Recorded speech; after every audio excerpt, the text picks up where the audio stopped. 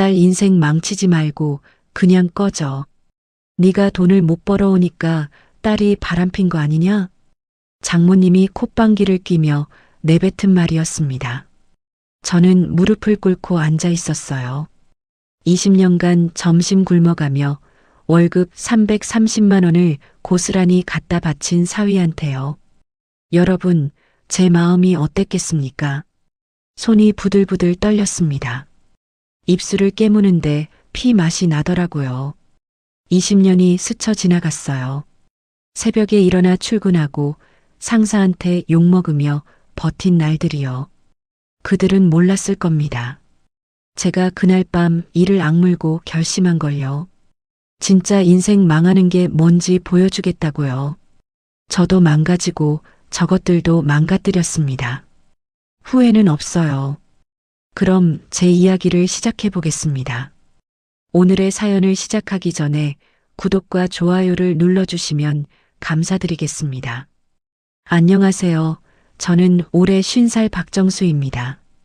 중소기업 과장으로 20년째 같은 회사를 다니고 있죠. 별 볼 일 없는 월급쟁이입니다. 월급 380만 원, 그중 330만 원을 아내한테 생활비로 맡기고 저는 50만 원으로 한 달을 버텼어요. 점심값 아끼려고 편의점 삼각김밥으로 때우는 날이 한 달에 절반은 됐습니다. 그렇게 20년을 모았어요. 매달 20만 원씩 티끌 모아 태산이라고 4,500만 원이 됐더라고요. 여러분, 가장은 벌어오는 게 도리라고 생각했습니다. 그게 제 역할이라고 믿었어요. 근데 그 믿음이 얼마나 바보 같은 거였는지 그날 알게 됐습니다. 그날 저녁이었어요. 아내 미영이가 샤워하러 들어갔는데 거실 테이블에 핸드폰이 놓여 있더라고요. 별 생각 없이 소파에 앉아 있는데 카톡 알림이 울렸습니다. 화면에 뜬 글자를 봤어요. 오빠 보고 싶어. 다음 주 제주도 가자. 발신자 이름은 하트 이모티콘으로 저장돼 있었습니다. 여러분, 제 손이 어떻게 됐는지 아세요? 부르르 털렸습니다. 핸드폰을 들어 대화 내용을 더 봤어요. 수년간의 대화 기록이 쭉 있더라고요. 심장이 쿵쿵 뛰는데 욕실에서 물소리가 멈추는 게 들렸습니다. 저는 핸드폰을 원래 자리에 내려놓고 아무 일 없는 척 TV를 켰어요. 저녁밥을 먹는데 밥알이 목구멍으로 안 넘어가더라고요. 미영이는 아무렇지도 않게 반찬을 집어먹으면서 물었습니다. 여보, 왜 밥을 깨작거려? 어디 아파? 아니면 회사에서 또 깨졌어? 얼굴이 왜 그래? 아니, 좀 피곤해서. 그렇게 대답하고 숟가락을 내려놨습니다. 속이 뒤집어지는데 티를 낼 수가 없었어요. 아직은 안 된다. 확인을 해야 한다. 그 생각뿐이었습니다. 다음 날 퇴근하고 바로 장모님 댁으로 갔습니다. 여러분은 왜 아내한테 직접 안 따졌냐고 물으실 수도 있어요. 근데 저는 장모님이라면 제 편을 들어주실 거라고 생각했습니다. 20년간 명절마다 찾아뵙고 용돈 드리고 장인어른 제삿날마다 빠지지 않고 갔거든요. 사위도 자식이라고 하지 않습니까? 장모님 댁 현관문을 두드렸습니다. 문이 열리고 장모님이 거실 소파에 앉아 TV를 보고 계셨어요. 저는 신발을 벗고 들어가 장모님 앞에 무릎을 꿇었습니다. 어머니, 드릴 말씀이 있습니다. 장모님은 TV에서 눈을 떼지 않으셨어요. 왔냐? 웬일이야, 연락도 없이? 밥은 먹고 다니는 거야? 얼굴이 아주 반쪽이 됐네. 어머니, 미영이가 바람을 피우는 것 같습니다. 그제야 장모님이 고개를 돌리셨어요. 근데 여러분, 그 표정이 제가 예상한 게 아니었습니다. 놀라는 것도 아니고 화내는 것도 아니고 콧방귀를 뀌셨어요. 흥? 그래서 그 소리 하려고 여기까지 온 거야? 야, 박서방. 너 참 눈치도 없다. 그걸 이제 알았어? 여러분, 제가 뭘 잘못 들은 줄 알았습니다. 귀가 멍멍해지더라고요. 어머니, 지금 무슨 말씀을 하시는 건지. 야, 미영이가 딴 놈이랑 애까지 낳아서 입양 보낸 지가 벌써 7년이다. 너 지방 공장 내려가서 돈 몇 푼 벌어온다고 유세 떨 때 우리 미영이는 외로워서 죽을 뻔했어. 이제 와서 뒷북치지 말고 조용히 있어. 5년 전 저는 회사 지방 공장에 1년간 파견 근무를 다녀왔습니다. 그때 아내가 임신을 하고 아이를 낳고 입양까지 보낸다는 겁니다. 그걸 장모님이 알고 계셨던 거예요. 어머니, 그게 무슨, 어떻게 저한테 이러실 수가 있어요? 이런 뭐 이래. 야, 박정수. 장모님이 반말을 하셨습니다. 20년 만에 처음이었어요. 너는 사위가 아니라 그냥 돈 벌어오는 기계야, 기계. 우리 딸 인생 망치지 말고. 당장 내 집에서 나가. 내까짓 게 돈을 잘 벌어왔어 봐라. 미영이가 밖으로 돌았겠니? 20년 동안 쥐꼬리만 한 과장 월급으로 애들 건사도 못하면서 어디서 큰 소리야? 꼴도 보기 싫으니까 당장 꺼져. 여러분, 제 마음이 어땠겠습니까? 결혼 초에 전세 5천만 원 마련하느라 제 어머니 병원비까지 미뤘습니다. 명절 때마다 처갓집 먼저 가고 장인어른이 돌아가시고 나서는 장모님 용돈 매달 30만 원씩 따로 챙겨드렸어요.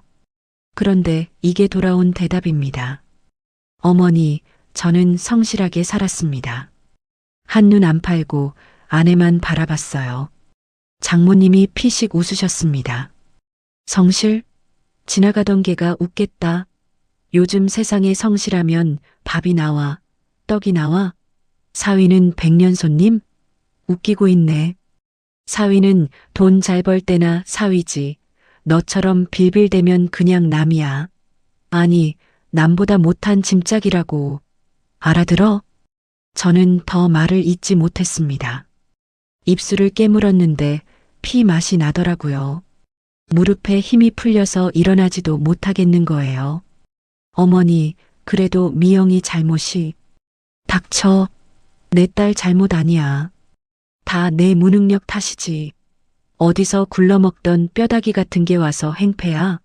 당장 안 나가? 경찰 불러줄까? 장모님이 다시 TV를 보셨습니다. 저는 그 자리에서 일어나 현관으로 나왔어요. 신발 신는 손이 떨려서 끈을 제대로 못 묶겠더라고요. 밖으로 나와서 현관 앞 계단에 주저앉았습니다. 주머니에서 담배를 꺼내 물었어요. 라이터를 켜는데 바람이 불어서 자꾸 꺼짐더라고요. 3번, 4번, 5번. 결국 담배를 바닥에 버렸습니다.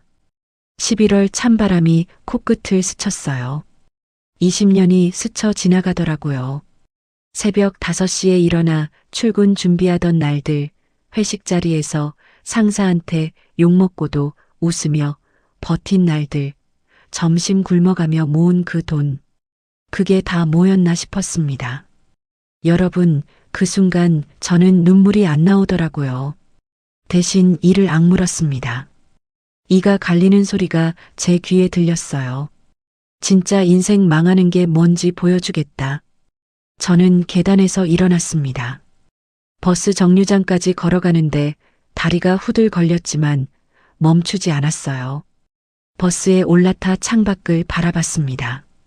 거리의 불빛이 흐릿하게 지나가더라고요. 집으로 돌아가는 그 30분 동안 저는 결심했습니다. 당장 따지지 않겠다. 증거를 모르겠다. 저것들이 어떻게 망가지는지 똑똑히 보여주겠다고요. 여러분, 그때 저는 몰랐습니다. 제 복수가 저까지 망가뜨릴 거라는 걸요. 하지만 후회는 없습니다. 그날 그 계단에서 일어서지 않았다면 저는 평생 바보로 살았을 테니까요. 장모님 댁에서 돌아온 다음 날 저녁이었습니다. 퇴근하고 집에 들어서는데 미영이가 거실 소파에 앉아 있더라고요. TV를 보다가 저를 힐끗 쳐다봤습니다. 어제 어머니한테 갔다 왔어? 여러분, 저는 순간 멈칫했습니다. 장모님이 벌써 연락을 하신 거예요. 저는 신발을 벗으며 대답했습니다. 응, 잠깐 들렀어. 미영이가 TV를 끄고 일어났습니다. 팔짱을 끼고 저를 노려보더라고요. 왜 쓸데없는 소리 하고 다녀? 엄마가 얼마나 놀랐는지 알아? 놀라긴 뭘 놀라. 나도 놀랐어. 뭐가? 내 핸드폰 봤어. 카톡. 미영이 표정이 살짝 굳었습니다. 하지만 금방 다시 태연해지더라고요. 그냥 친구야. 내가 이상하게 생각하는 거야. 친구한테 오빠라고 불러? 제주도 가자고? 남자친구도 있을 수 있지. 뭐가 문제야? 여러분, 저는 그 뻔뻔함에 할 말을 잃었습니다. 주먹을 꽉 쥐었는데 손톱이 손바닥에 박히는 게 느껴지더라고요. 하지만 참았습니다. 지금 따지면 안 된다. 증거가 더 필요하다. 그 생각뿐이었어요. 알았어. 내가 잘못 본 거겠지. 제가 물러서자 미영이가 한 발 더 나왔습니다. 내가 무능해서 내가 힘들었던 거 알아? 20년 동안 과장 하나 달고 뭐 했어? 남자가 그것도 못 참아? 설령 바람이라고 해도 내가 잘했으면 내가 왜 그랬겠어? 여러분, 사람이 어떻게 그럴 수 있나요? 바람을 피운 사람이 오히려 화를 내고 잘못을 저한테 돌리고 있었습니다. 저는 아무 대꾸 없이 방으로 들어가 문을 닫았습니다. 침대에 앉아서 손을 내려다봤어요. 부들부들 떨리더라고요. 그날 밤부터 계획을 세웠습니다. 증거를 모아야 한다. 확실한 증거 없이 이혼하면 제가 당합니다. 위자료도 못 받고 재산 분할도 불리해지고 아들 양육권도 뺏길 수 있어요. 저는 수첩을 꺼내 적기 시작했습니다. 다음 날부터 겉으로는 평소처럼 행동했습니다. 아침에 일어나 출근하고 저녁에 퇴근해서 집에 오고 미영이랑 별다른 대화 없이 지냈어요. 하지만 속으로는 칼을 갈았습니다. 퇴근 후에는 바로 집에 가지 않았어요. 회사 근처 카페에서 1시간을 보낸 뒤 미영이의 동선을 미행하기 시작했습니다. 여러분, 미행이라는 게 생각보다 쉽지 않더라고요. 들키면 안 되니까 거리를 유지해야 하고 눈에 띄지 않게 움직여야 해요. 처음엔 서툴렀습니다. 하지만 1주일, 2주일 지나니까 요령이 생기더라고요. 미영이는 매주 화요일하고 금요일 저녁에 외출했습니다. 밤 11시쯤 돌아오고요. 저는 화요일마다 회사 근처 카페에서 기다렸다가 미영이 뒤를 밟았어요. 3주째 되던 금요일이었습니다. 미영이가 강남역 근처 카페에 들어가더라고요. 저는 길 건너편 버스 정류장에서 지켜봤습니다. 30분쯤 지났을까 미영이가 낯선 남자랑 함께 카페에서 나왔어요. 여러분, 그 남자를 보는 순간 피가 거꾸로 솟는 것 같았습니다. 40대 중반쯤 돼 보이는 남자였어요. 미영이 허리에 손을 올리고 웃으면서 뭐라고 말하더라고요.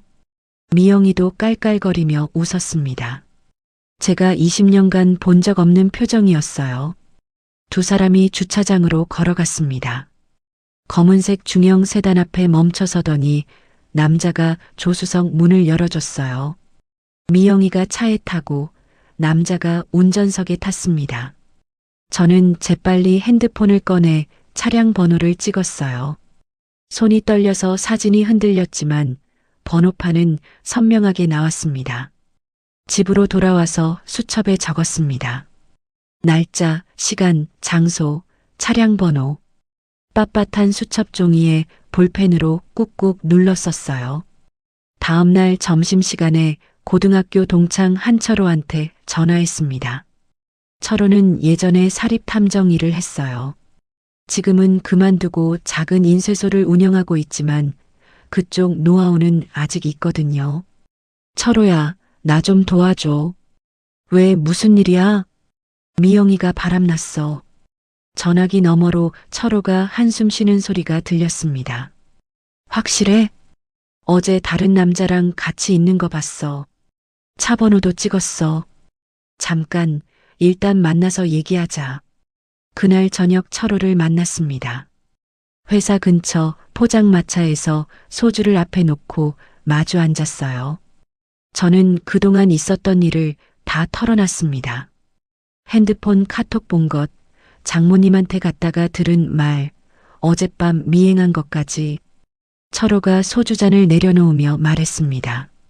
정수야, 차 번호 줘봐. 내가 아는 사람한테 부탁해 볼게.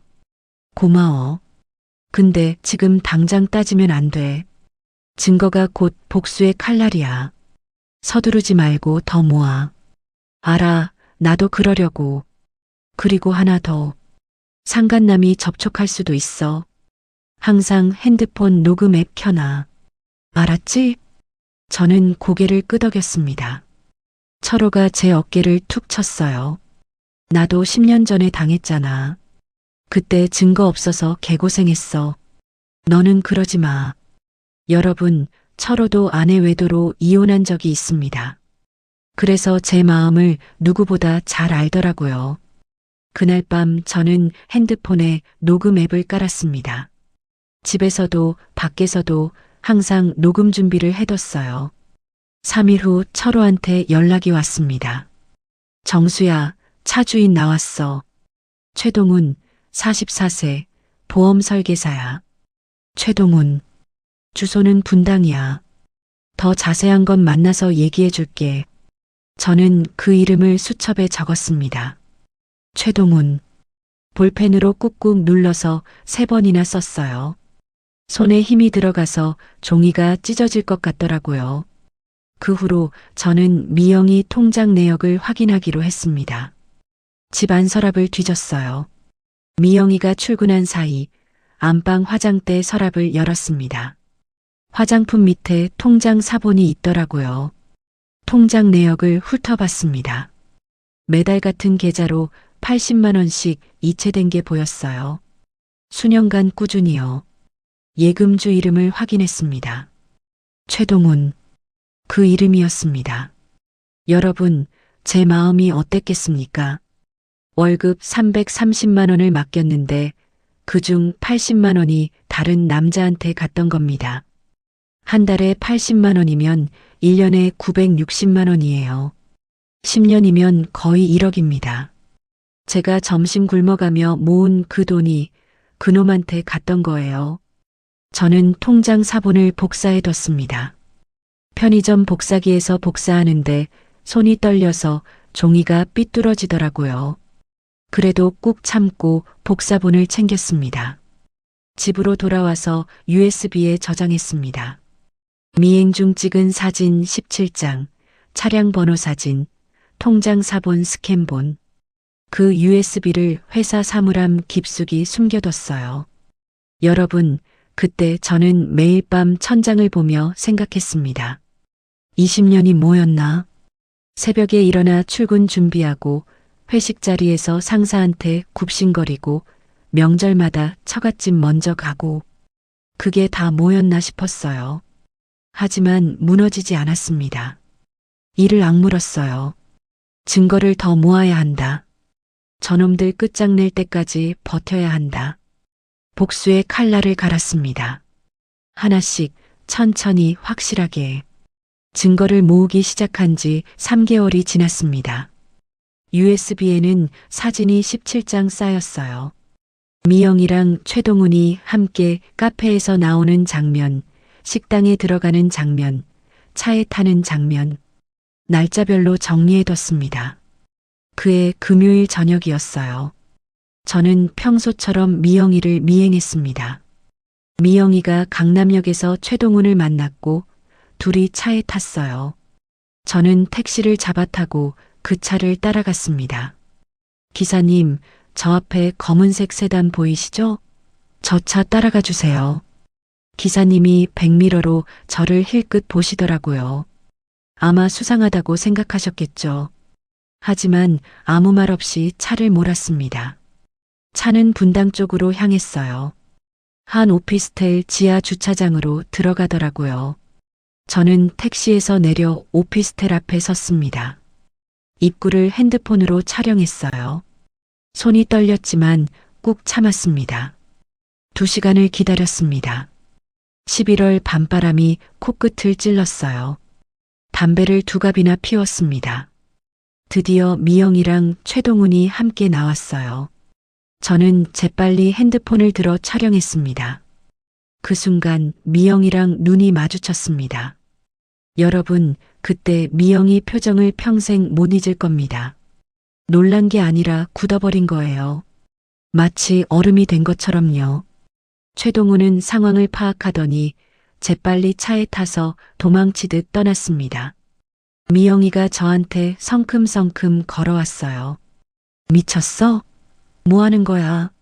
내가 미쳤어? 내가 미친 거 아니야? 뭘 찍은 거야? 지워. 미영이가 제 핸드폰을 빼앗으려고 했습니다. 저는 핸드폰을 주머니에 넣고 한 발 물러섰어요. 안 지워. 증거니까. 저는 핸드폰 화면을 미영이한테 보여줬습니다. 방금 찍은 사진이 선명하게 나와 있었어요. 미영이 얼굴이 하얗게 질리더라고요. 여보, 이건 오해야. 그냥 친구. 됐어. 더 들을 것도 없어. 저는 그 자리를 떠났습니다. 뒤에서 미영이가 뭐라고 소리치는데 귀에 안 들어오더라고요. 택시를 타고 집으로 돌아왔습니다. 온몸에 힘이 빠져서 현관에 주저앉았어요. 그날 밤 미영이가 늦게 집에 들어왔습니다. 저는 거실 소파에 앉아 기다리고 있었어요. 미영이가 현관문을 열고 들어오더니 저를 노려봤습니다. 이혼하자.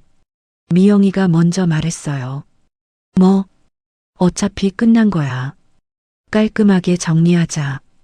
여러분, 제가 이 말을 들을 줄 알았겠습니까? 바람핀 사람이 먼저 이혼하자고 하는 거예요. 저는 어이가 없어서 웃음이 나왔습니다. 좋아, 이혼하자. 근데 내가 생각하는 대로 안 될 거야. 미영이는 아무 대답 없이 안방으로 들어가 짐을 싸기 시작했습니다. 옷가지며 화장품이며 캐리어에 쑤셔 넣더니 그날 밤으로 친정에 가버렸어요.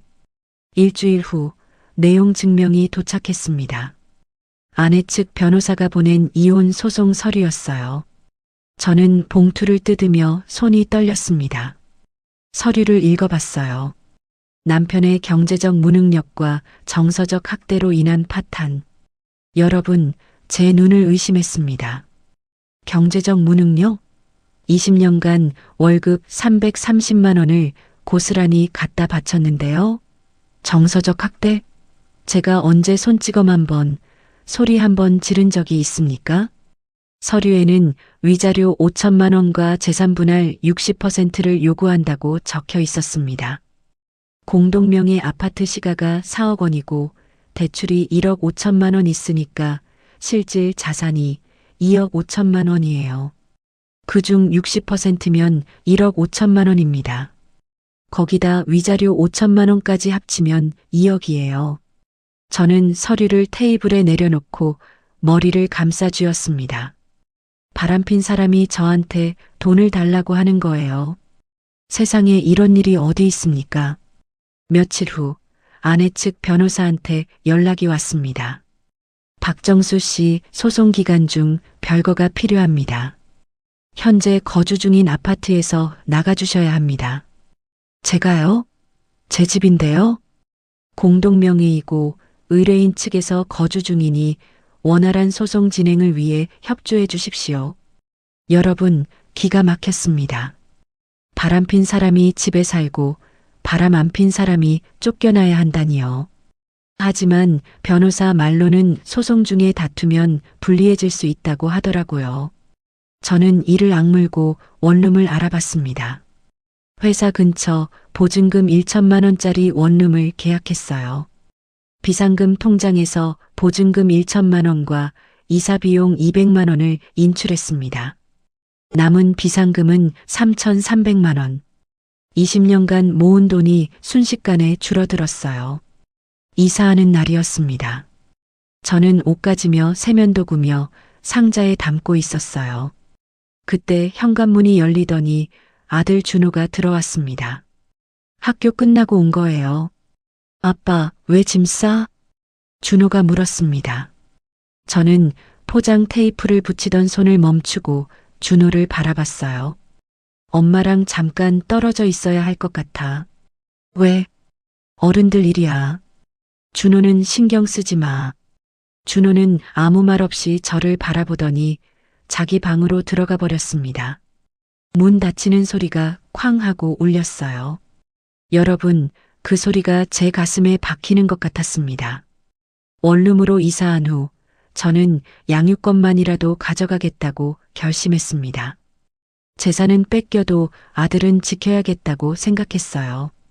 변호사랑 상담하고 양육권 신청을 했습니다. 몇 주 후 법원에서 양육권 심리가 열렸습니다. 저는 양복을 차려입고 법정에 들어갔어요. 미영이도 와 있더라고요. 서로 눈도 안 마주쳤습니다. 판사님이 준호를 증인석으로 불렀습니다. 준호가 천천히 걸어 나와 의자에 앉았어요. 교복을 입고 있었는데 얼굴이 많이 야위어 보이더라고요. 박준호 군, 부모님이 이혼하면 누구랑 살고 싶은지 말해줄 수 있겠니? 판사님이 물었습니다. 준호는 고개를 숙이고 한참 아무 말이 없었어요. 법정이 조용해졌습니다. 저는 준호를 바라보며 속으로 빌었습니다. 아빠라고 해줘, 제발. 엄마랑 살고 싶어요. 여러분, 그 한마디에 저는 의자에서 일어날 수가 없었습니다. 머리가 멍해지고 눈앞이 흐려지더라고요. 준호는 끝까지 저를 쳐다보지 않았어요. 증인석에서 내려와 미영이 옆에 앉았습니다. 법정을 나오면서 한철호한테 전화했습니다. 철호야, 준호가 미영이 편을 들었어. 뭐? 아이가 왜? 몰라. 나도 모르겠어. 저는 전화를 끊고 법원 앞 벤치에 주저앉았습니다. 하늘을 올려다봤는데 눈물이 안 나오더라고요. 그냥 멍하니 앉아 있었어요. 나중에 알게 됐습니다. 미영이가 평소에 준호한테 뭐라고 했는지요. 아빠는 돈도 못 버는 사람이야. 아빠 때문에 우리가 이렇게 사는 거야. 아빠는 무능력자야. 그런 말을 수년간 들었던 거예요. 아이가 세뇌된 겁니다. 여러분, 제 마음이 어땠겠습니까? 20년간 점심 굶어가며 돈 벌어온 아버지가 무능력자라니요. 새벽에 일어나 출근하고 야근하고 명절에도 쉬지 못하고 일한 아버지가요. 원룸으로 돌아와서 밤새 천장을 바라봤습니다. 잠이 안 오더라고요. 모든 것을 잃을 수도 있다는 공포가 밀려왔어요. 아내도 아들도 집도 돈도. 하지만 저는 포기하지 않았습니다. 이를 악물었어요. 끝까지 간다. 저것들 끝장낼 때까지 버틴다. 복수의 칼날을 더 날카롭게 갈았습니다. 양육권 심리가 끝나고 일주일이 지났습니다. 저는 매일 회사에 출근하고 퇴근하는 것만으로도 버거웠어요. 원룸에 돌아오면 라면 하나 끓여 먹고 침대에 누웠습니다. 천장만 바라보다가 새벽 2시, 3시에 겨우 잠들었어요. 그날도 평소처럼 퇴근하고 회사 건물을 나섰습니다. 11월 말이라 해가 일찍 졌더라고요. 주차장 쪽으로 걸어가는데 누가 제 이름을 부르는 거예요. 박정수 씨 맞지? 고개를 돌렸습니다. 낯선 남자가 담배를 물고 서 있더라고요. 40대 중반쯤 되어 보이는 남자. 검은색 패딩에 청바지를 입고 있었어요. 저는 그 얼굴을 보자마자 알아봤습니다. 분당 오피스텔에서 봤던 그 남자. 최동훈. 여러분, 심장이 쿵 하고 내려앉았습니다. 상간남이 제 회사까지 찾아온 거예요. 누구세요? 모르는 척 물었습니다. 최동훈이 담배 연기를 후 내뿜으며 웃었어요. 나 최동훈이야. 미영이한테 회사 위치 물어서 왔어. 미영이한테 들었다고요. 여러분, 아내가 상간남한테 제 회사 위치까지 알려준 겁니다. 저는 주먹을 꽉 쥐었어요. 손톱이 손바닥에 박히는 게 느껴졌습니다. 무슨 일로 왔는데요? 무슨 일이긴, 얼굴 좀 보려고 왔지. 최동훈이 담배를 바닥에 던지고 발로 비볐습니다. 그리고 저한테 한 발 다가왔어요. 내가 상간남이다. 어쩔 거야? 여러분, 사람이 어떻게 저렇게 뻔뻔할 수 있습니까? 남의 아내랑 10년을 바람피운 놈이 피해자한테 찾아와서 대놓고 그러는 거예요. 저는 이를 악물었습니다. 뭐라고요? 못 들었어? 내가 상간남이라고. 미영이 남자친구야. 최동훈이 코웃음을 쳤습니다. 돈도 없는 거지 새끼가 뭔 여자를 챙기겠다고? 과장 월급이 얼마나 된다고 20년을 붙어 있어. 한심해서 말이 안 나온다. 여러분, 제 손이 부들부들 떨렸습니다. 당장 주먹을 날리고 싶었어요. 하지만 참았습니다. 왜냐하면 주머니 속 핸드폰이 이미 녹음 중이었거든요. 철호가 해준 말이 떠올랐습니다. 상간남이 접촉할 수도 있어. 항상 핸드폰 녹음 앱 켜놔. 그 말대로 저는 회사에서 나오기 전에 습관적으로 녹음 앱을 켜뒀어요. 그게 이렇게 쓰일 줄은 몰랐습니다. 최동훈이 계속 떠들었습니다. 미영이가 나한테 얼마나 잘해주는지 알아? 형님은 몰랐겠지만 매달 용돈도 주고 밥도 사주고 형님이 번 돈으로 내가 잘 먹고 잘 살았어. 저는 아무 말 없이 서 있었습니다. 최동훈이 제 침묵을 비웃듯이 말을 이었어요. 그냥 깔끔하게 헤어져. 미영이가 나한테 왜 온지 알아? 형님이 무능해서 그래. 돈도 못 벌고 재미도 없고 뭐 하나 해주는 것도 없고 딱 한 달 안에 서류 처리해. 안 그러면 나도 가만 안 있어. 협박까지 하는 거예요. 저는 속으로 쾌재를 불렀습니다. 이 녹음만 있으면 됐어요. 자기 입으로 상간남이라고 인정하고 협박까지 했으니까요. 알겠습니다. 제가 대답하자 최동훈이 어이없다는 표정을 지었어요. 뭐, 알겠다고? 네, 알겠다고요. 생각해 보겠습니다. 최동훈이 코웃음을 쳤습니다. 에이, 재미없네. 덤빌 줄 알았는데. 역시 찌질이는 찌질이야. 최동훈이 차 쪽으로 걸어가며 말했어요. 한 달이다. 한 달 안에 연락 없으면 그때는 내가 직접 찾아가서 난리 칠 거야. 알았지? 최동훈이 차에 타고 떠났습니다. 저는 그 자리에 서서 차가 사라질 때까지 바라봤어요. 그리고 핸드폰을 꺼내 녹음 파일을 확인했습니다. 5분 38초. 전부 녹음되어 있었어요. 내가 상간남이다. 미영이가 나한테 잘해준다. 한 달 안에 서류 처리해라. 안 그러면 가만 안 있어.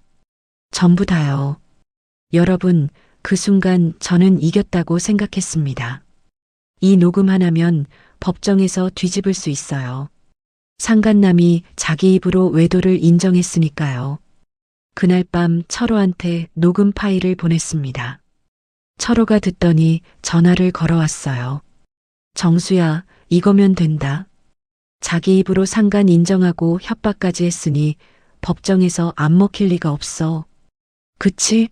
나도 그렇게 생각해. 내일 당장 변호사 만나. 맞소송 걸어야 해. 저는 전화를 끊고 창밖을 바라봤습니다. 원룸 창문 너머로 가로등 불빛이 보이더라고요. 20년 만에 처음으로 가슴이 뻥 뚫리는 기분이었어요. 다음 날 점심시간에 이혼 전문 변호사 사무실을 찾아갔습니다. 강남역 근처 빌딩 8층에 있는 사무실이었어요.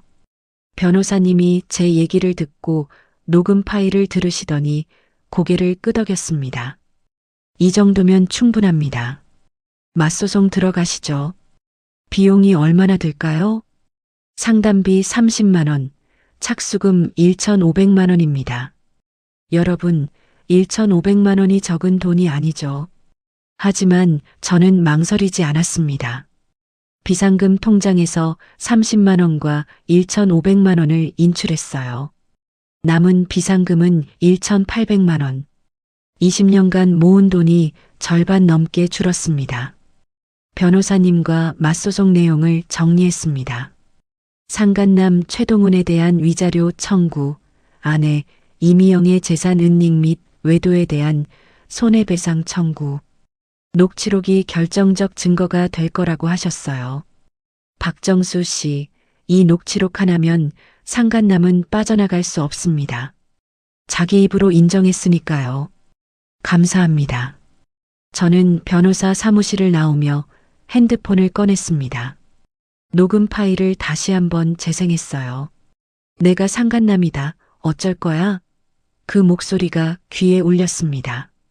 여러분, 그때 저는 속으로 중얼거렸어요. 어쩔 거냐고? 끝장내줄 거야. 너도 미영이도 장모님도 전부 다. 맞소송장을 법원에 제출했습니다. 접수 도장이 쾅 찍히는 소리가 제 귀에 울렸어요. 반격의 시작이었습니다. 맞소송을 제기하고 6개월이 흘렀습니다. 그 사이 저는 매일 출근하고 퇴근하며 버텼어요. 원룸에서 라면 끓여 먹고 편의점 도시락으로 때우고 점심값 아끼던 습관이 이제는 생존을 위한 것이 됐습니다. 변호사님이 추가 증거 수집을 위해 법원에 금융거래 내역 제출 명령을 신청했어요. 법원이 이를 받아들였고 미영이 명의 통장 내역이 전부 공개됐습니다. 변호사 사무실에서 서류를 받아봤어요. A사 용지로 20장이 넘더라고요. 10년간의 거래 내역이었습니다. 저는 한 장 한 장 넘기며 확인했어요. 매달 80만 원씩 같은 계좌로 이체된 기록. 예금주 최동훈. 1년이면 960만 원, 10년이면 9,600만 원. 중간중간 빠진 달도 있어서 총액은 7,200만 원이었습니다. 여러분, 제가 점심 굶어가며 모은 돈이 4,500만 원이에요. 그런데 미영이가 상간남한테 빼돌린 돈이 7,200만 원입니다. 제가 20년간 모은 돈보다 많아요. 서류를 쥔 손이 부들부들 떨렸습니다. 그뿐이 아니었어요. 장모님 명의 신용카드 사용 내역도 확보됐습니다. 강원랜드 내 식당, 호텔, 카지노 인근 편의점 결제 내역이 쏟아지더라고요. 2년간 사용 금액이 약 2천만 원이었습니다. 철호가 추가로 확인해 줬어요. 정수야, 미영이가 매주 토요일 장모님을 차에 태워서 강원랜드로 갔대. 둘이 같이 도박한 거야. 뭐? 장모님이 도박을? 응. 장모님 카드 결제 내역 보면 다 나와 있어. 여러분, 제가 명절마다 드린 용돈, 제사 때마다 챙겨드린 돈, 그게 전부 도박판으로 간 거예요. 사위는 돈줄이라던 그 말이 진짜였던 겁니다. 첫 번째 재판 기일이 잡혔습니다. 서울가정법원 302호 법정. 저는 양복을 차려입고 갔어요. 미영이도 와 있었고 최동훈도 증인으로 출석해 있었습니다. 판사님이 입장하시고 재판이 시작됐습니다. 저희 변호사님이 먼저 녹취록을 증거로 제출했어요. 재판장님, 원고 측 증거 1번입니다. 상간남 최동훈이 원고에게 직접 외도를 인정한 녹취록입니다. 법정에 녹음이 재생됐습니다. 스피커에서 최동훈 목소리가 울려 퍼졌어요. 내가 상간남이다. 어쩔 거야? 미영이가 나한테 얼마나 잘해주는지 알아? 형님은 몰랐겠지만 매달 용돈도 주고 밥도 사주고 딱 한 달 안에 서류 처리해. 안 그러면 나도 가만 안 있어. 법정이 조용해졌습니다. 판사님 표정이 굳어지시더라고요. 최동훈 얼굴이 새하얘졌어요. 제 옆에서 철호가 제 팔을 꾹 눌렀습니다. 판사님이 최동훈 측 변호사에게 물으셨어요. 피고 측, 이 녹취록에 대해 반박하실 내용 있습니까? 최동훈 변호사가 우물쭈물하더니 대답했습니다. 재판장님, 녹취록의 맥락이요? 본인이 직접 상간남이라고 인정했는데 무슨 맥락이 있습니까? 판사님이 끊으셨어요. 최동훈 변호사가 입을 다물었습니다. 이어서 금융거래 내역이 제출됐습니다. 저희 변호사님이 서류를 들고 설명했어요. 재판장님, 원고 측 증거 2번입니다.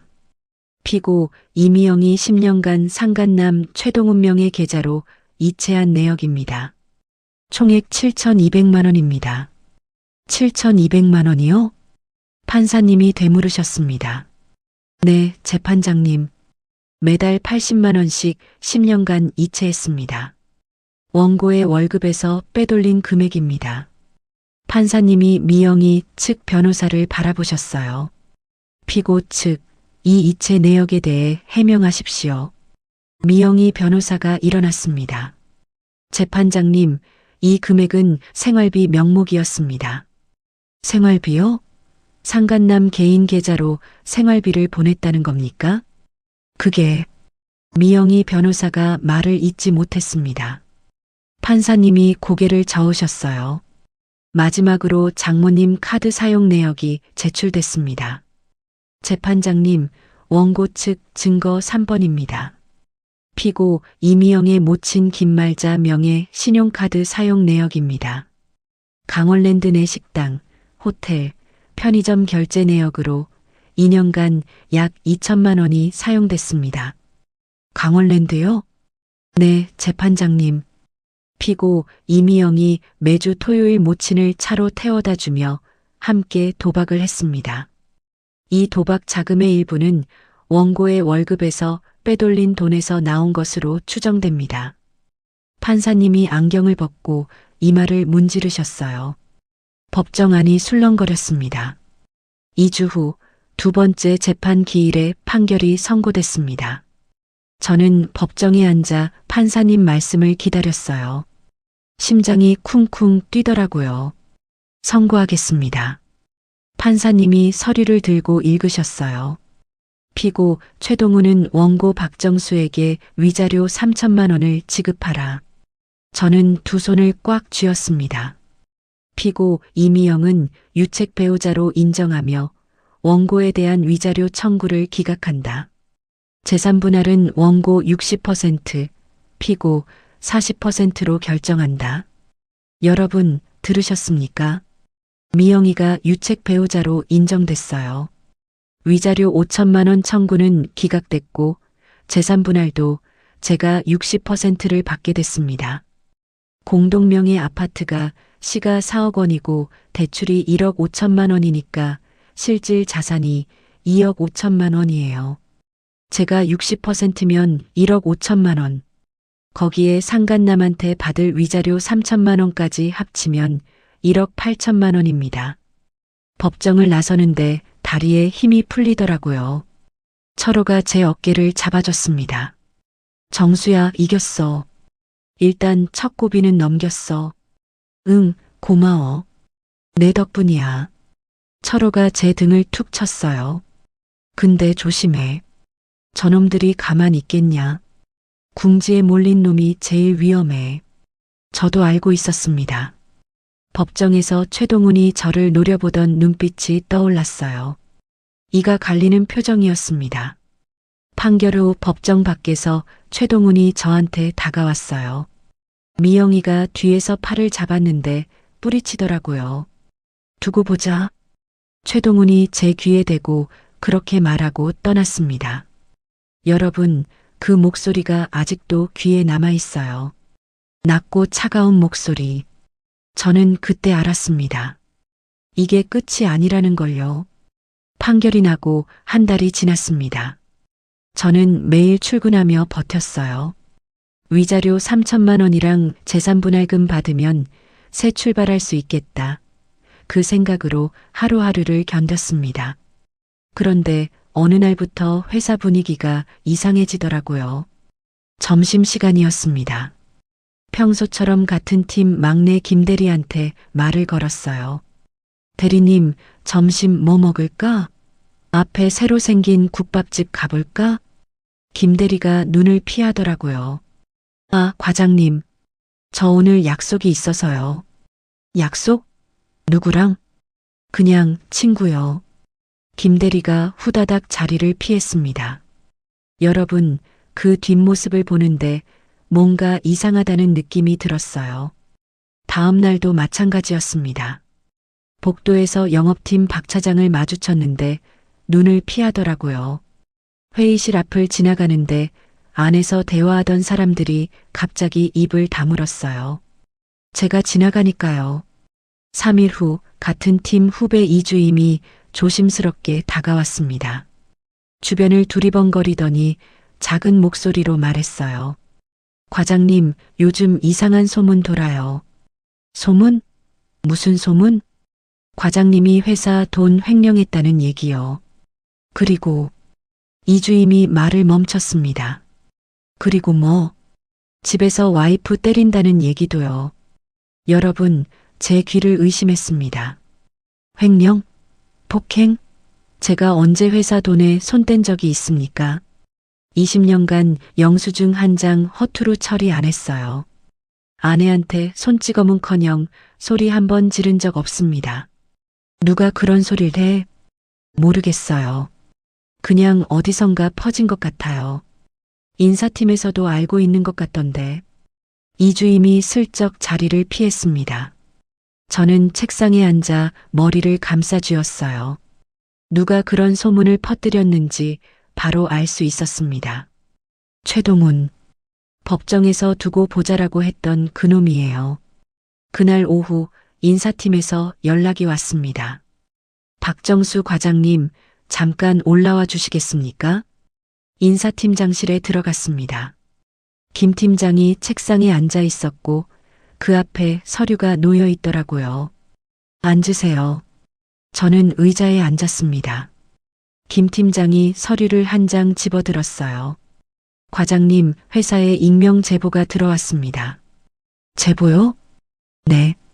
과장님이 회사 자금을 횡령했다는 내용이에요. 그리고 가정폭력 전과가 있다는 내용도요. 팀장님, 그거 다 거짓말입니다. 저 횡령한 적 없어요.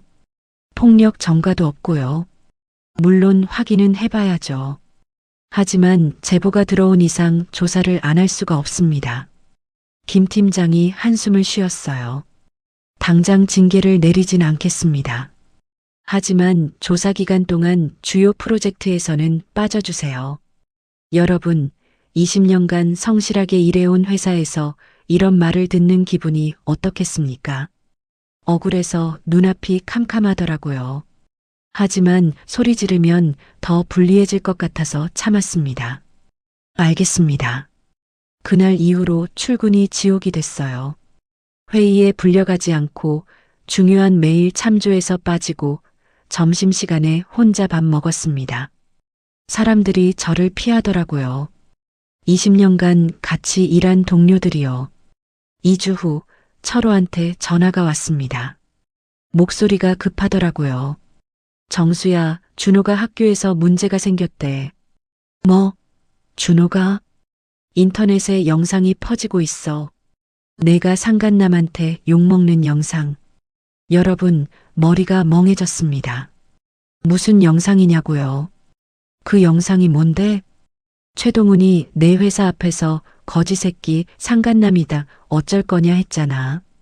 그때 그놈이 자기 핸드폰으로도 촬영했나 봐. 그걸 인터넷에 올린 거야. 저는 전화기를 쥔 손이 떨렸습니다. 그게 준호한테 무슨 상관이야? 영상 댓글에 누가 내 아들 학교 이름을 적었대. 그래서 준호네 학교 애들한테 퍼진 거야. 여러분, 사람이 어떻게 저렇게 악랄할 수 있습니까? 저한테 복수하려고 제 아들까지 건드린 거예요. 저는 당장 영상을 찾아봤습니다. SNS에 떠돌고 있더라고요. 조회수가 이미 수만이 넘었어요. 영상 속에서 최동훈이 저한테 욕을 퍼붓고 있었습니다. 돈도 없는 거지 새끼, 내가 상간남이다 어쩔 거야. 댓글에는 키읔키읔키읔 불쌍하다. 저 남자 아들 영고등학교 다닌다던데 라고 적혀 있었어요. 저는 바로 준호한테 전화했습니다. 신호음만 울리고 안 받더라고요. 5번, 6번 안 받았습니다. 일주일 후 학교에서 연락이 왔어요. 담임 선생님이었습니다. 박정수 학부모님이시죠? 네, 맞습니다. 지금 바로 병원으로 와주셔야 할 것 같습니다. 준호가 화장실에서 쓰러진 채 발견됐어요. 손목에 자해 흔적이 있어서 응급실로 이송했습니다. 여러분, 그 순간 눈앞이 하얘졌습니다. 다리에 힘이 풀려서 주저앉을 뻔했어요. 저는 택시를 잡아타고 병원으로 달려갔습니다. 기사님, 제발 빨리 가주세요. 아들이 응급실에 실려갔어요. 택시가 병원에 도착했습니다. 저는 뛰어서 응급실로 갔어요. 숨이 턱까지 차오르더라고요. 응급실 앞에 미영이가 서 있었습니다. 저를 보더니 눈을 흘기더라고요. 저는 미영이를 무시하고 간호사에게 물었습니다. 박준호 환자 보호자입니다. 면회 가능한가요? 간호사가 서류를 확인하더니 말했어요. 죄송합니다. 보호자분이 면회 거부 요청을 하셨습니다. 제가 아버지인데요. 잠시만요. 간호사가 안쪽으로 들어갔다가 나왔습니다. 환자 본인도 아버지는 만나기 싫다고 했습니다. 여러분, 제 마음이 어땠겠습니까? 아들이 자해를 해서 응급실에 실려왔는데 그 아들이 저를 만나기 싫다고 한 거예요. 저는 무릎에 힘이 풀려서 복도 의자에 주저앉았습니다. 미영이가 저를 내려다보며 말했어요. 내가 아들 인생 망쳤어. 그 영상 때문에 준호가 학교에서 얼마나 놀림받았는지 알아? 그 영상은 최동훈이 올린 거야. 내 남자친구가. 그래서 결국 원인은 너잖아. 내가 이혼 안 하고 깔끔하게 정리했으면 이런 일 없었어. 여러분, 사람이 어떻게 저럴 수 있나요? 바람핀 사람이 상간남이랑 짜고 영상 퍼뜨린 사람이 저한테 책임을 돌리고 있었습니다. 저는 아무 말도 못하고 앉아 있었어요. 미영이가 응급실 안으로 들어가고 저는 혼자 복도에 남았습니다. 형광등 불빛이 눈을 찌르더라고요. 머리를 감싸 쥐고 한참을 앉아 있었습니다. 아들에게마저 버림받은 그 순간 아무 생각도 안 나더라고요. 20년간 뭘 위해 살았나? 점심 굶어가며 돈 모은 게 뭔 소용인가? 그냥 멍하니 앉아 있었습니다. 병원 복도에서 몇 시간을 앉아 있었는지 모르겠습니다. 간호사들이 지나가고 환자 보호자들이 오가고 저는 그 자리에서 움직이지 못했어요. 다리에 힘이 없더라고요. 밤 10시가 넘어서야 병원을 나왔습니다. 택시를 타고 원룸으로 돌아왔어요. 현관문을 열고 들어가니 어둠이 저를 맞이했습니다. 불도 안 켜고 침대에 누웠어요. 천장을 바라봤습니다. 여러분, 그날 밤 저는 한숨도 못 잤습니다. 눈을 감으면 준호 얼굴이 떠올랐어요. 양육권 심리 때 고개 숙이고 엄마랑 살고 싶어요라고 말하던 모습. 병원에서 아버지는 만나기 싫다고 했다는 말. 가슴이 찢어지는 것 같았습니다. 새벽 5시에 일어나 창문을 열었어요. 차가운 바람이 얼굴을 때렸습니다. 담배를 꺼내 물었어요. 라이터 불이 떨리는 손 때문에 자꾸 꺼지더라고요. 그 순간 결심했습니다. 끝장을 내자. 무너져 있을 시간이 없다. 저놈을 반드시 법정에 세우겠다고요. 아침에 철호한테 전화했습니다. 철호야, 나 좀 도와줘. 왜, 무슨 일이야? 어젯밤 괜찮았어? 저놈 끝장내야겠어. 최동훈. 어떻게? 무고죄랑 명예훼손으로 형사 고소할 거야. 회사에 허위 제보 넣은 것도 있고 영상 인터넷에 올린 것도 있잖아. 철호가 잠시 침묵하더니 대답했어요. 알았어. 내가 증거 수집 도와줄게. 저는 변호사님한테 연락했습니다. 상황을 설명하고 형사 고소 절차를 물어봤어요. 박정수 씨 무고죄와 명예훼손으로 고소하시려면 증거가 필요합니다. 회사에 허위 제보를 넣었다는 증거, 영상을 최초로 업로드한 계정이 최동훈 본인이라는 증거요. 어떻게 확보하죠? 회사 인사팀에서 익명 제보 전화 기록을 받아오셔야 합니다. 발신 번호가 나올 거예요. 영상은 SNS 계정 추적이 필요한데 경찰 수사가 시작되면 압수수색으로 확인할 수 있습니다. 저는 다음 날 회사 인사팀을 찾아갔습니다. 김 팀장이 저를 보더니 난처한 표정을 지었어요. 과장님, 무슨 일이세요? 팀장님, 저한테 들어온 익명 제보 있잖아요. 그 전화 기록 좀 확인해 주실 수 있을까요? 발신 번호요. 그건 좀. 팀장님, 저 20년간 이 회사에서 일했습니다. 횡령은커녕 회식비 영수증 한 장 허투루 처리한 적 없어요. 그 제보가 거짓이라는 걸 증명해야 합니다. 부탁드립니다. 김 팀장이 한숨을 쉬더니 컴퓨터를 켰어요. 잠깐만요. 몇 분 후 김 팀장이 종이 한 장을 내밀었습니다. 발신 번호입니다. 과장님 말이 사실이면 좋겠네요. 저는 종이를 받아들었습니다. 전화번호가 적혀 있었어요. 10으로 시작하는 번호. 저는 그 번호를 핸드폰에 저장하고 철호한테 보냈습니다. 1시간 후 철호한테 답장이 왔어요. 정수야, 그 번호 최동훈 본인 명의야. 확인됐어. 여러분, 최동훈이 자기 핸드폰으로 제 회사에 허위 제보를 넣은 거예요. 그것도 자기 이름 그대로 쓰면서 머리가 나쁜 건지 자만한 건지 철호가 추가로 확인해 준 게 있었습니다. 영상 최초 업로드한 계정도 찾았어. 최동훈 본인 SNS 계정이야. 아이디가 동훈44더라. 미친놈. 응, 미친놈이지. 근데 덕분에 증거는 확실해. 저는 변호사님한테 전화해서 증거가 확보됐다고 말했습니다. 변호사님이 바로 고소장 작성에 들어갔어요. 그리고 철호가 하나 더 알려줬습니다. 정수야, 최동훈 전과 기록도 찾았어. 전과? 응. 5년 전에 보험 사기로 벌금형 받았어. 전과 1범이야. 여러분, 사기 전과가 있는 놈이었습니다. 미영이가 10년간 바람핀 상대가 사기꾼이었던 거예요. 저는 코웃음이 나오더라고요. 무고죄와 명예훼손으로 형사 고소장을 접수했습니다. 경찰이 수사에 착수했어요. 회사에 들어온 익명 제보 전화가 최동훈 명의 휴대폰에서 발신된 것이 확인됐고 영상을 최초 업로드한 계정이 최동훈 본인 SNS임도 밝혀졌습니다. 6개월간 형사 재판이 진행됐습니다. 저는 매번 법정에 출석했어요. 최동훈은 변명을 늘어놓았지만 소용없었습니다. 증거가 너무 확실했거든요. 최종 판결이 나왔습니다. 피고인 최동훈은 무고죄와 명예훼손죄로 징역 1년, 집행유예 2년을 선고한다. 여러분, 사기 전과가 있어서 형이 가중된 거예요. 저는 판결을 듣고 두 손을 꽉 쥐었습니다.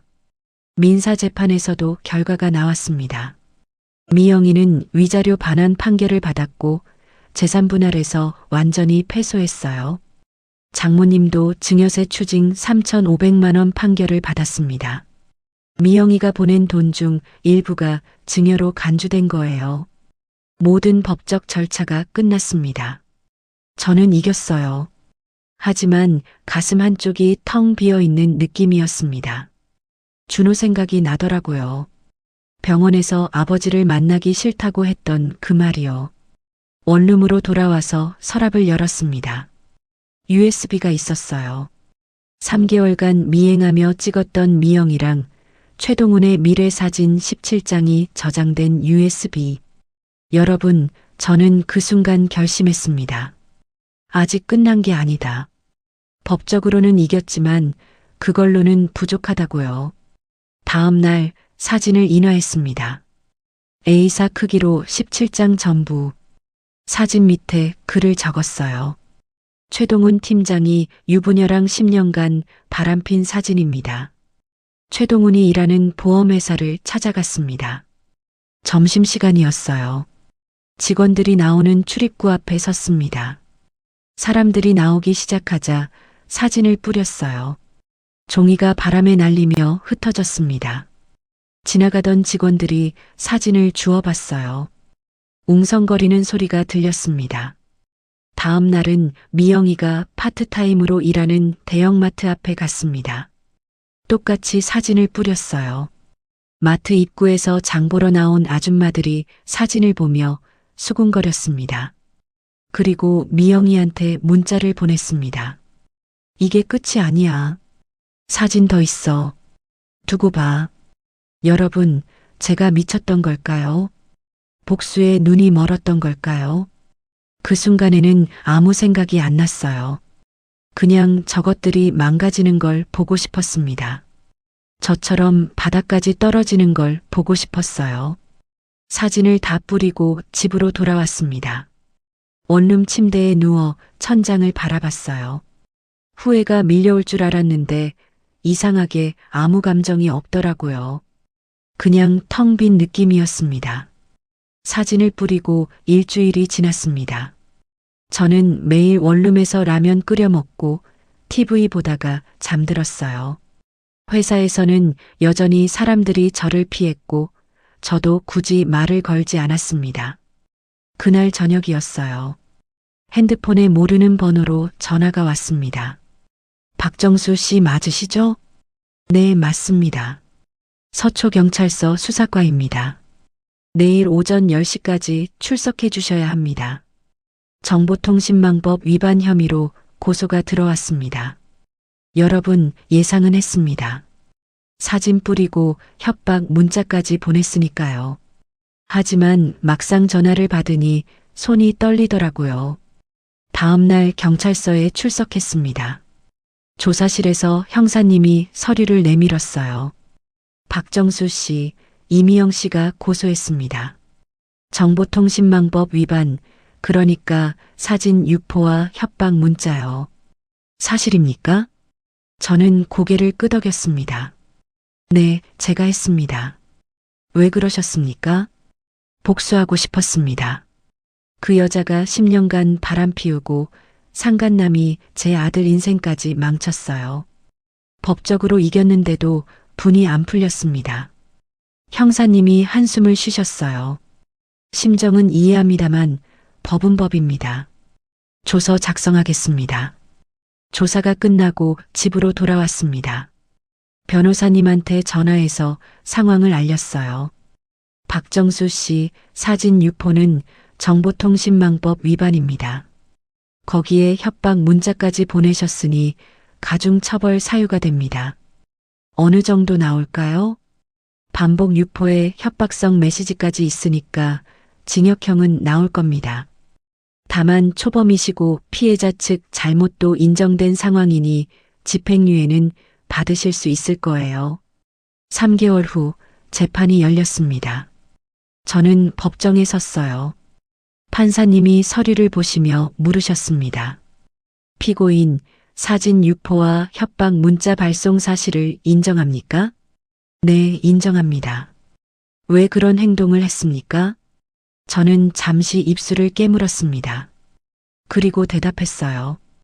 20년간 아내 하나만 바라보며 살았습니다.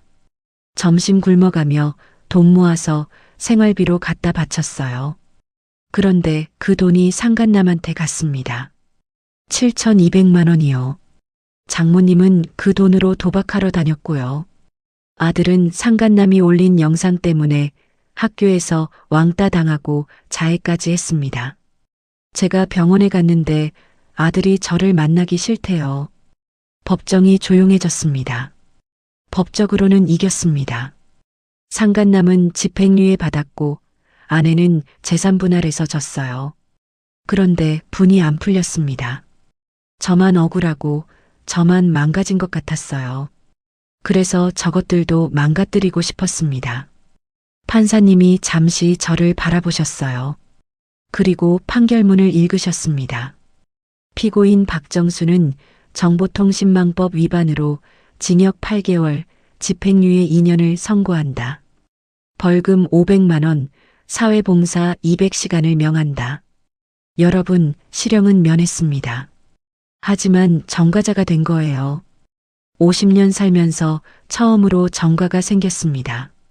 법정을 나오는데 철호가 기다리고 있었어요. 정수야, 괜찮아? 응, 집행유예라 다행이다.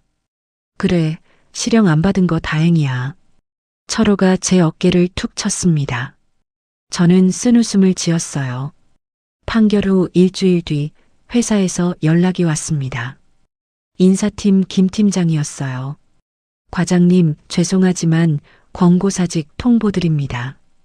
형사 판결 결과가 나왔고 회사 입장에서는 알겠습니다. 서류 준비해 주세요.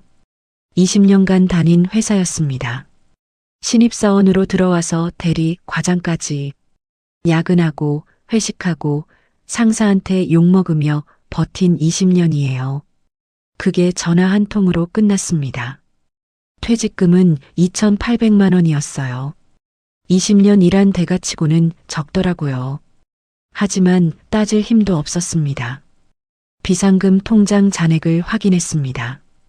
1,800만 원 남아 있었는데 벌금 500만 원 내고 나니까 1,300만 원이 됐어요. 거기에 변호사 비용 추가 지출이 있어서 남은 건 800만 원 정도였습니다. 재산분할금을 받으러 갔습니다. 아파트가 팔렸고 제목 60%인 1억 5천만 원을 받기로 했어요. 그런데 막상 받아보니 5천만 원밖에 안 되더라고요. 왜 이것밖에 안 돼요? 부동산 중개인이 서류를 보여줬습니다. 복비, 세금, 대출 상환 수수료, 각종 비용 공제하니까 이렇게 됐습니다. 미영이가 온갖 비용 명목으로 다 빼간 거예요. 따지고 싶었지만 이미 서류에 도장이 찍혀 있었습니다. 상간남한테 받기로 한 위자료 3천만 원은 한 푼도 못 받았어요. 철호가 알아봤는데 최동훈이 판결 직전에 자기 명의 재산을 전부 어머니 앞으로 돌려놨대요. 통장에 돈이 없으니 강제 집행을 해도 받을 게 없었습니다. 여러분, 제가 받은 게 뭔지 아세요? 퇴직금 2,800만 원, 재산분할금 5천만 원, 합쳐서 7,800만 원이에요. 거기서 벌금이랑 변호사 비용 빼면 남는 건 약 7천만 원. 원룸 보증금 1천만 원 빼면 실제 수중에 있는 돈은 6천만 원입니다. 50세, 정가자, 이혼남, 무직. 20년간 모은 거 다 날리고 남은 게 6천만 원이에요. 어느 날 저녁 준호한테 문자를 보냈습니다. 준호야, 아빠야. 밥 한번 먹자. 연락 줘. 읽음 표시가 떴어요. 하지만 답장이 없었습니다. 하루, 이틀, 사흘. 답장이 안 왔어요. 카카오톡 프로필을 확인했습니다. 준호 프로필이 안 보이더라고요. 저를 차단한 거였습니다. 여러분, 그 순간 핸드폰을 쥔 손에 힘이 풀렸어요. 바닥에 핸드폰이 떨어졌습니다. 저는 그 자리에 주저앉아 한참을 앉아 있었어요. 눈물이 안 나오더라고요. 그냥 멍하니. 며칠 후 저녁 철호가 전화했습니다. 정수야, 소주 한잔 하자. 내가 살게. 포장마차에서 철호랑 마주 앉았습니다. 소주를 따르며 철호가 물었어요. 앞으로 어떻게 할 거야? 몰라. 아직 생각 안 해봤어. 준호는? 차단당했어. 철호가 한숨을 쉬며 소주를 마셨습니다. 그래도 잘한 거야. 저것들 망가뜨렸잖아. 저는 소주잔을 들어 한 모금 마셨어요. 목구멍이 타들어가는 느낌이었습니다. 철호야, 나 후회 안 해. 저것들도 다 망가뜨렸으니까. 그래, 네가 그렇게 생각하면 된 거야. 철호가 제 잔에 소주를 따라줬습니다. 저는 잔을 들어 단숨에 마셨어요. 원룸으로 돌아와서 창문을 열었습니다. 11월 밤바람이 차갑게 불어왔어요. 담배를 꺼내 물었습니다. 이번엔 라이터 불이 한 번에 켜지더라고요. 담배 연기를 내뿜으며 밤하늘을 바라봤습니다. 별은 안 보이고 가로등 불빛만 흐릿하게 빛났어요. 여러분, 몸도 망가지고 마음도 망가지고 돌아온 건 텅 빈 저 자신뿐이었습니다. 아들도 없고 아내도 없고 직장도 없어요. 남은 건 원룸 하나랑 통장에 6천만 원. 하지만 속은 시원합니다. 복수란 게 원래 그런 거더라고요. 나도 망가지지만 저것들도 망가뜨렸으니까요. 저는 담배를 끄고 창문을 닫았습니다. 이불을 덮고 누웠어요. 내일 뭘 해야 하나 아직 모르겠습니다. 하지만 일단 오늘은 자야겠어요. 제 이야기는 여기까지입니다. 씁쓸하지만 후련한 얼굴로 저는 눈을 감았습니다. 여러분, 20년 세월이 흐르고 나서야 깨달았습니다. 헌신한다고 다 알아주는 게 아니라는 걸요. 점심 굶어가며 모은 돈, 명절마다 찾아뵙고 용돈 드린 정성, 그게 다 뭐였나 싶었어요. 지금 제 원룸 책상 위에는 그때 쓰던 수첩이 놓여 있습니다. 미행 날짜, 차량 번호, 이체 내역. 복수의 칼날을 갈던 그 기록들이요. 매일 아침 그 수첩을 보며 다짐합니다. 다시는 나를 잃어버리면서까지 남한테 헌신하지 않겠다고요. 여러분도 저처럼 바보같이 당하고만 살지 마세요. 착하게 산다고 알아주는 사람 없습니다. 억울한 일 당하면 기록하세요. 증거가 복수의 칼날이 됩니다. 무엇보다 나 자신을 가장 먼저 아끼는 법을 배우셔야 해요. 창문을 열고 담배 한 대 피우며 밤하늘을 바라봅니다. 별은 안 보이고 가로등 불빛만 흐릿하게 빛나요. 참 오래 걸렸지만 이제야 제 인생의 진짜 주인이 된 기분입니다. 혹시 지금 이 순간에도 혼자 소갈이하며 이를 악무는 분이 계신다면 제 이야기가 작은 용기가 되었기를 진심으로 바랍니다. 이야기를 끝까지 들어주신 분이 계시다면 어디서 듣고 있는지 댓글 하나만 남겨주세요. 감사합니다.